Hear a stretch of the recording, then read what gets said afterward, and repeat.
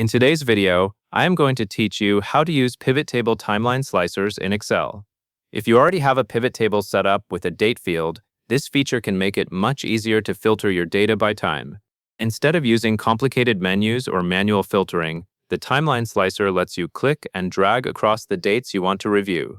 Let us walk through the process step by step, and I will keep everything simple and practical as we go. First, click anywhere inside your existing pivot table. This is an important step because Excel needs to know which pivot table you are working with. When you click inside the pivot table area, Excel activates the pivot table tools on the ribbon. If you do not see the right options appear, simply click back into the pivot table and make sure you are selecting the table itself, not some empty area outside of it. Next, look at the ribbon and click the Pivot Table Analyze tab. The ribbon is the row of buttons at the top of your Excel window, and this tab contains tools specifically designed for pivot table features.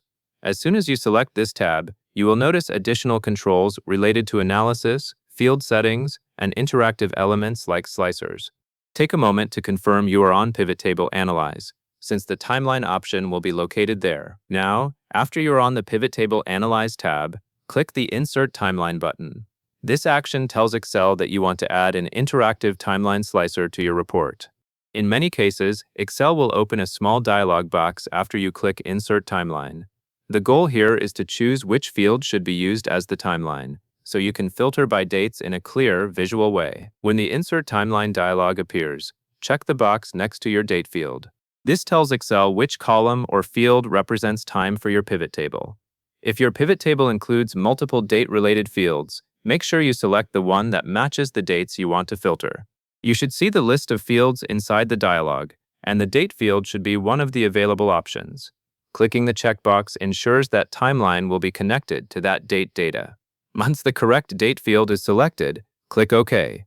Excel will create the timeline slicer and place it on your sheet, typically near your pivot table.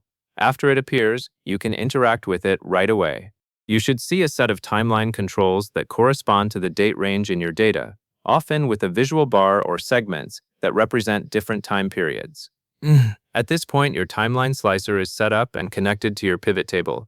As you use it, Excel will automatically update the pivot table results to match the dates you choose. If the timeline looks slightly different from what you expected, that usually means it is reflecting the date values that are currently present in your pivot table data.